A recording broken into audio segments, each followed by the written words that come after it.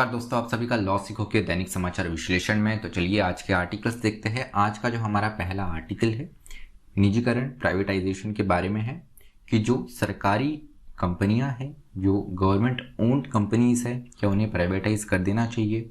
क्या कैटेगरी हो सकती है इन कंपनीज की जिनको प्राइवेटाइज करने की एक स्ट्रेटजी बननी चाहिए, उसके साथ में गवर्नमेंट को क्या फ़ायदा है और किन चीज़ों का ध्यान देना चाहिए, उस बारे में आर्टिकल बात करता है। उसके बाद में आज का जो हमारा दूसरा आर्टिकल है ये हमारे पर्यावरण को बचाने के ऊपर है, हमारे फॉरेस्टेशन के ऊपर है कि कैसे हम जंगल का कवर और बढ़ा सकते हैं, उसे पुनः स्थिति में रिस्टोर कर सकते हैं। उसी के साथ जो आदिवासी, जो चरवाहे इन जंगलों में रहते हैं, इनके राइट्स पर भी ये बात करता है कि इन्हें राइट्स देना कैसे पर्यावरण के लिए ही, उन जंगलों के लिए ही फायदेमंद साबित हो सकता है। तो चलिए मैं आगे बढ़ूँ उससे पहले मैं अपना परिचय करवाना चाहूँगा। मैं खुशवंत पवार। आप चाहे तो मुझसे ट्विटर और लिंक्डइन पर जुड़ सकते हैं।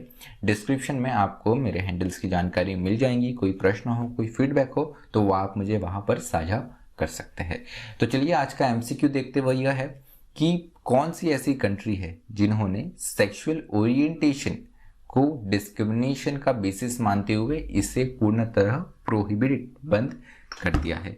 आपका ऑप्शन ए है साउथ अफ्रीका, ऑप्शन बी है यूके, ऑप्शन सी है जर्मनी, ऑप्शन डी USA। जो भी आपका उत्तर हो कमेंट बॉक्स में जरूर लिखिएगा। तो चलिए अब बढ़ते हैं हमारे डिस्क्रिप्टिव क्वेश्चन की ओर। तो डिस्क्रिप्टिव क्वेश्चन आपका आज का ये है कि India is right now going through its worst economic crisis. जैसे हम सबको पता है कि भारत जो है वो अपने एक बहुत बड़े आर्थिक संकट से गुजर रहा है with highest ever contraction in the economy. हमारी अर्थव्यवस्था में इतनी सिकुड़न जो है, कॉन्ट्रैक्शन जो है वो कभी देखने को नहीं मिला है। तो ऐसी स्थिति में क्या ये सही समय है कि हम हमारे PSUs का निजीकरण कर दें, उनका प्राइवेटाइजेशन कर दें? इस पर आपको एक विस्तृत चर्चा करनी है। तो आप आपका उत्तर 250 शब्दों में लिख सकते हैं। चलिए मैं आगे बढ़ूँ उससे पहले आपको बताना चाहूँगा कि अगर आपको इस वीडियो की PDF चाहिए तो आप हमारे टेलीग्राम चैनल से जुड़ सकते हैं। उसके अलावा अधिक जानकारी के लिए, अधिक अपडेट्स के लिए, फ्री स्टडी मटेरियल के लिए आप हमारे विभिन्न इंस्टाग्राम चैनल से भी जुड़ सकते हैं और अन्य किसी जानकारी के लिए लॉ सीखो की वेबसाइट lawsikho.com भी आप विजिट कर सकते हैं। तो चलिए पहला आर्टिकल की ओर बढ़ते हैं कि निजीकरण को रिकंसिडर करने का क्या ये सही समय है कि हम हमारे PSU को प्राइवेटाइज करें।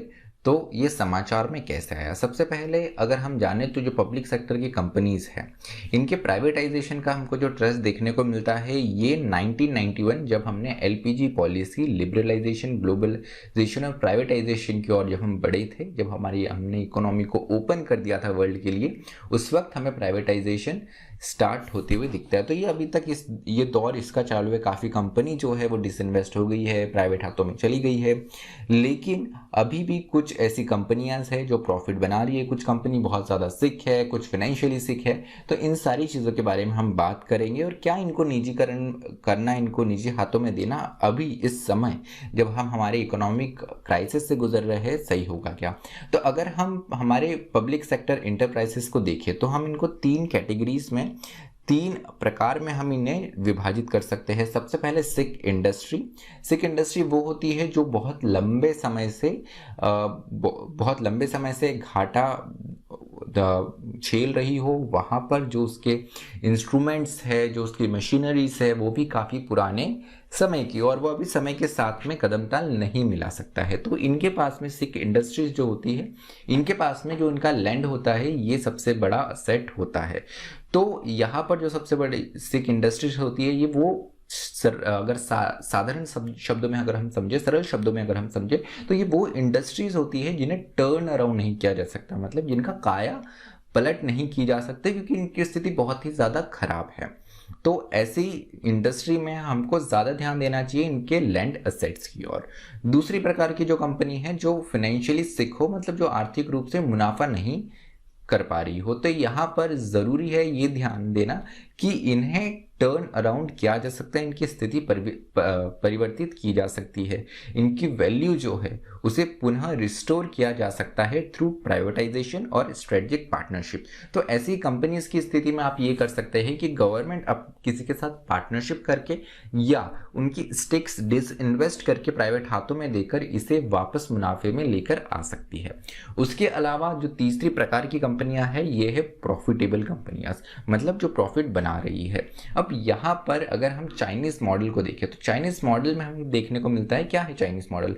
अगर हम विश्व की फॉर्च्यून 500 देखें, फॉर्च्यून 500 क्या है? जो विश्व की वो टॉप 500 कंपनीज, उनमें चीन की 124 इंटरप्राइजेस है। अब यहाँ पर एक देखने वाली बात यह कि इन 124 में से जो 91 कंपनीज है, जो 91 कंपनीज है, ये स्टेट ओन्ड है, मतलब ये सरकारी हाथों में है।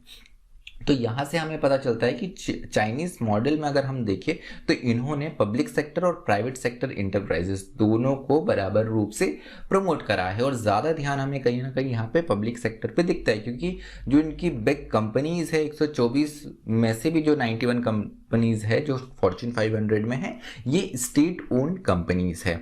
इसके अलावा एक बहुत अच्छा स्टेप जो यहाँ पर बहुत एक प्रोग्रेसिव स्टेप जो हमें देखने को मिलता है चाइनीज मॉडल में, वो ये है कि ये कंपनीज की जो शेयर होल्डिंग है इसे डिसइन्वेस्ट करते हैं, लेकिन यहाँ पे कंट्रोल बनाए रखने के लिए 51% तक ये इसको 51% तक स्टेक ये अपने हाथ में रखते हैं और बाकी जो है वो डिसइन्वेस्ट करते हैं। इससे मदद ये मिलती है कि ये स्ट्रेटेजिक पार्टनरशिप हो जाती है, प्राइवेटाइजेशन हो जाती है, तो इसका वैल्यू बनाए रखने के लिए और समय के साथ इसको बनाए रखने के लिए ये काफ़ी ज़्यादा काम करता है। तो यहाँ पर अगर मेन गोल देखें हम, तो जब भी आप डिसइन्वेस्ट कर रहे हैं किसी भी कंपनी को, तो आपका जो मेन गोल होता है वो ये है कि आप मैक्सिमम वैल्यू उससे डिराइव कर सके, मैक्सिमम वैल्यू उससे ले सके। लेकिन अगर ऐसी ही कंपनी अगर हम बिना किसी स्ट्रेटजी बनाए अगर हम कंपनीज को डिसइन्वेस्ट करेंगे, तो जो इसका उद्देश्य है, मेन गोल है मैक्सिमम वैल्यू का, वो हम नहीं पा सकते हैं। तो यहाँ पे रीडायरेक्ट प्राइवेट सेक्टर की बात करी है। तो अगर हम देखें तो number of Indian private firms which can buy out public sector firm is very low.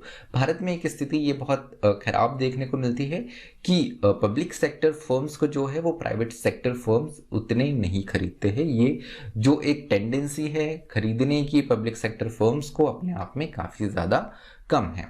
उसके अलावा अगर हम देखें तो प्राइवेट फर्म्स जो फाइनेंशियली और मैनेजरियल रिसोर्स रखती है, लेकिन उनकी स्थिति खराब है, लेकिन उनको फिर भी डिसइन्वेस्ट नहीं किया जाता है। अब इससे होता ये है कि जो हमारा मैनेजरियल और फाइनेंशियल रिसोर्सेस है वो उसी कंपनी में अटका रह जाता है। तो यहाँ पर बात की गई कि आईबीसी के माध्यम से जो इंसॉल्वेंसी और बैंकरप्सी कोड है उसके माध्यम से हम जल्द से जल्द इसको डिसइन्वेस्ट करके हमारे जो फाइनेंशियल और मैनेजरियल रिसोर्सेस है हम उसको वहाँ से निकाल सकते हैं। उसके अलावा जो लार्ज कॉरपोरेट है, उन्हें हमारी सरकारों को ज़रूरत है कि वो उनको इनकरेज करे कि वो ब्राउन फील्ड और ग्रीन फील्ड मूड्स दोनों में यहाँ पर इन्वेस्ट करें। Green field, brown field moods क्या होते हैं? ग्रीन फील्ड फॉर एग्जांपल कोई स्टार्टअप, कोई न्यू कंपनी नए क्षेत्र में या नई कंपनी में यहाँ पर अपने आप को आजमाना। ब्राउन फील्ड वो होता है जो एग्जिस्टिंग कंपनीज होती है, जैसे कोई फाइनेंशियल कंपनी है, पब्लिक सेक्टर अंडरटेकिंग है, वहाँ पर गवर्नमेंट अपना स्टेक बेच रही है, तो ये कहलाएगा, जहाँ अगर प्राइवेट सेक्टर यहाँ पर इन्वेस्ट करेगा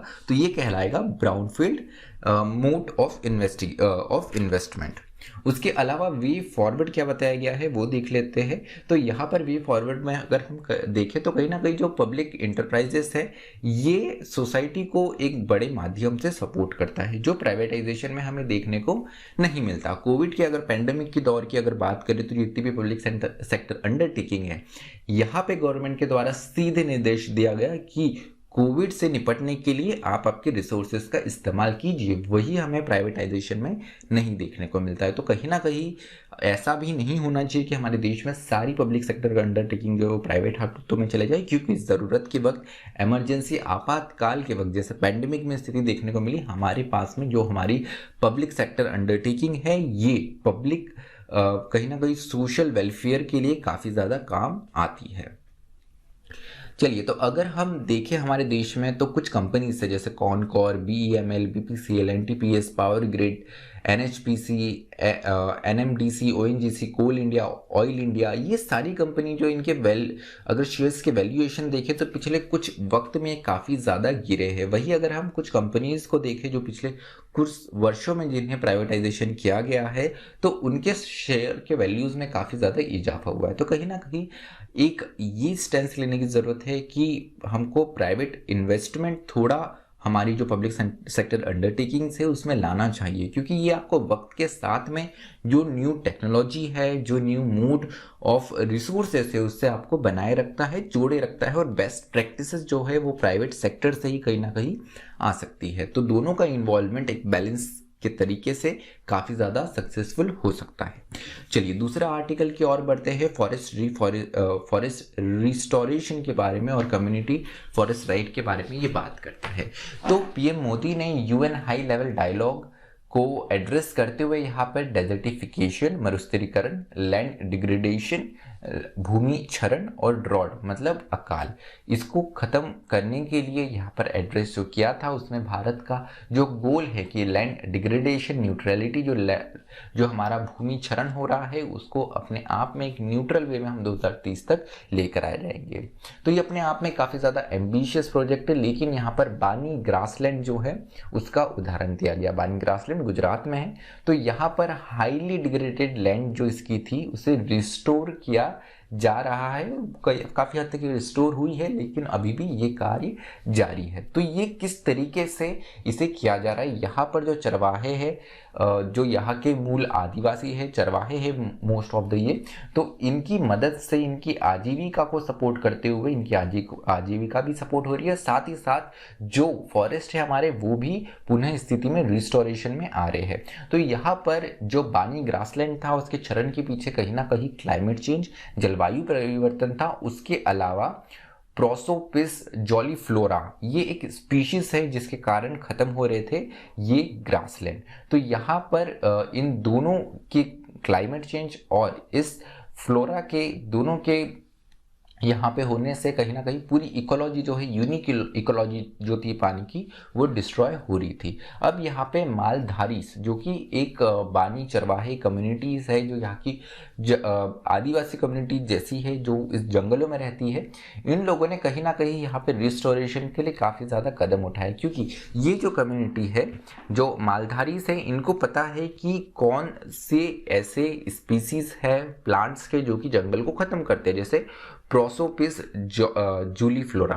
तो इन्हें वो मॉनसून आने के पहले प्री मॉनसून पीरियड में ही इन्हें वो अपरूटेड कर देते हैं, मतलब इनको जंगल से साफ कर देते हैं, जिससे मदद मिलती है जो डिफरेंट ग्रास स्पीसीज है वो वापस से उग पाए मॉनसून के सीजन में। मतलब यहाँ पे वर्षा ऋतु आने के पहले वो ये सारी तैयारी कर लेते हैं, जिससे जो इनका पुरानी जो यूनिक स्पीसीज है वो वापस से रिस्टोर हो सके। तो इससे हमको पता चलता है कि जो जंगल में रहने वाली कम्युनिटीज़ है, जो चरवाहे, जो आदिवासी, वो कितना महत्वपूर्ण भूमिका निभाते हैं। तो application of local communities deep knowledge, तो यहाँ पर जो लोकल कम्युनिटी है, इनके जो क्षेत्रीय समुदाय है, इनका जो नॉलेज है, इनका जो ज्ञान है, वो कहीं ना कहीं इकोलॉजी को रिस्टोर करने के लिए बहुत महत्वपूर्ण भूमिका निभाता है। और इसे इसलिए कहा गया है कि ये डिसीजन मेकर रोल में अगर रहे तो यहाँ पर रिस्टोरेशन हमारे लिए कोई बहुत बड़ा स्वप्न नहीं होगा, ये हम आसानी से अचीव कर सकते हैं।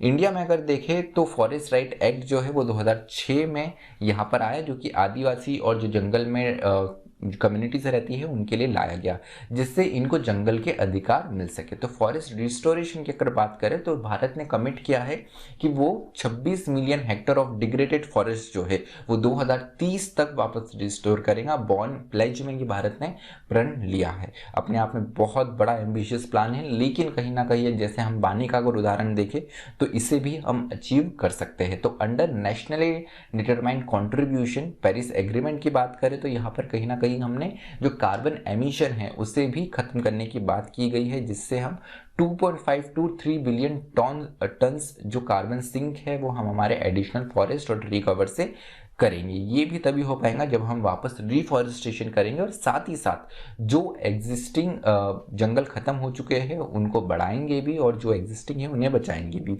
उसके अलावा यहाँ पे जो CFR है, कम्युनिटी फॉरेस्ट राइट्स है, जो समुदायों के जंगल के अधिकार है, वो भी इनको दिलाना बहुत महत्वपूर्ण हो जाता है। तो community forest with legally recognised rights are healthier. तो जैसे हमने मालधारीज देखा, जैसे मालधारीज का जो नॉलेज है यहाँ पर काफ़ी इस्तेमाल किया जा सकता है रिफॉरेस्टेशन के लिए, वैसे ही अलग अलग जो समुदाय है जो जंगल में रहते हैं इनके नॉलेज का इस्तेमाल भी किया जा सकता है वहाँ के फॉरेस्ट को प्रोटेक्ट और रिफॉरेस्टेशन के लिए, रिस्टोरेशन के लिए। तो यहाँ पर वैश्विक रूप में भी ये काफ़ी हेल्दियर साबित हुआ है जब आप जो समुदाय है इन जंगलों में जो रहते हैं, जो क्षेत्रीय समुदाय है, उनके राइट्स को, उनके अधिकारों को रिकॉग्नाइज कर देते हैं। उसके अलावा programs authorizing and respecting indigenous and communal tenure can lead to improve management of forest. तो यहाँ पर कहीं ना कहीं जब भी हम यहाँ पे लोकल लोगों को, इंडिजीनियस कम्युनिटी को हम यहाँ पर साथ में मिलके काम करते हैं तो जो फॉरेस्ट मैनेजमेंट है वो भी अपने आप में काफ़ी ज़्यादा आरामदायक, काफ़ी ज़्यादा एक ईजी हो जाता है, काफ़ी ज़्यादा अपने आप में इम्प्रूव कर देता है। ये IPCC की जो रिपोर्ट है उसके अनुसार ये बताया गया है।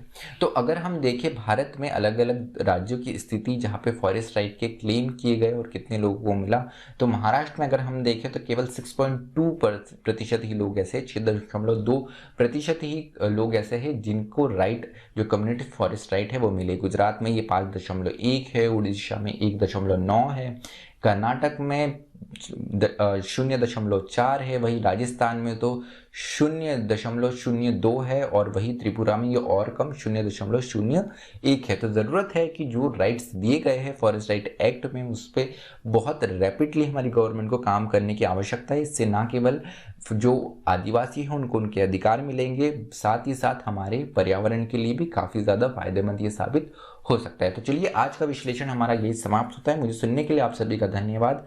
इसी तरह अपना और अपनों का ख्याल रखिए। धन्यवाद। स्टे ट्यून्ड टू लॉ सीखो।